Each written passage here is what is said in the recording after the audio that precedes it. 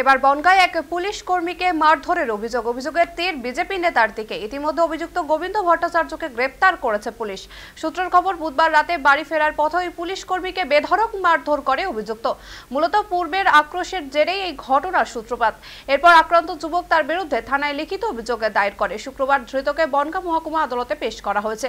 তবে এ বিষয়ে অভিযুক্ত বিজেপি নেতা সম্পূর্ণ অভিযোগটি অস্বীকার করেছে।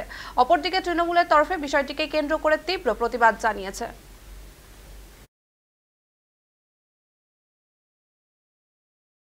গোবিন্দ আমাকে লোক দিয়ে আমাকে মারিছে।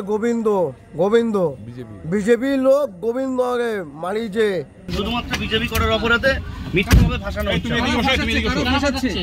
এটা করার অপরাধে আমাকে ভাসানো হয়েছে।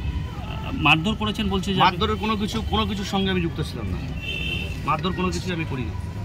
আপনি ছিলেন সম্পূর্ণ মিথ্যা অভিযোগ। আপনি কি মারধর করেছেন? আপনি কি? না, কিন্তু বলা হচ্ছে আপনি মারধর করেছেন। এটা অনেক কিছু এরকম বলা হচ্ছে। পশ্চিমবঙ্গে বিভিন্ন জায়গায় দেখা যাচ্ছে তো বিজেপির কার্যকর্তাদেরকে কিভাবে হ্যারাস করা হচ্ছে। আমার ভারতীয় জনতা পার্টির যেসব কার্যকর্তা আছে তারা বাড়িতে তুলে থাকলে পুলিশ তাদের নামে কেস করে, সমুটাই কেস করে। লোক দাঁড় করে সব তৃণমূলের পূর্ব পরিকল্পিত চিন্তাভাবনা।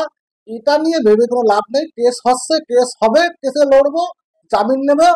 26-এ মমতা ব্যানার্জি বিসর্জন দেবে। বিজেপির নেতা গোবিন্দ ভট্টাচার্য দীর্ঘদিন ধরে জানি এটা মাফিয়া, জমি মাফিয়া, জমির দালালি, এই ধরনের অসামাজিক লোকজনের সঙ্গে চলাফেরা করছে। পুলিশ এদের ধরে পুজো করবে? বিজেপি একটা উচ্ছৃঙ্খল দল, গোষ্ঠী কন্দলে জর্জরিত। এরা মানুষকে মানুষ মনে করে না। এরা যদি আবার ক্ষমতা আসতে চায়, এরা ক্ষমতা আসলে মানুষ নিরাপত্তাহীনতায় ভুগবে, মানুষ বসবাস করতে দেবে না এরা।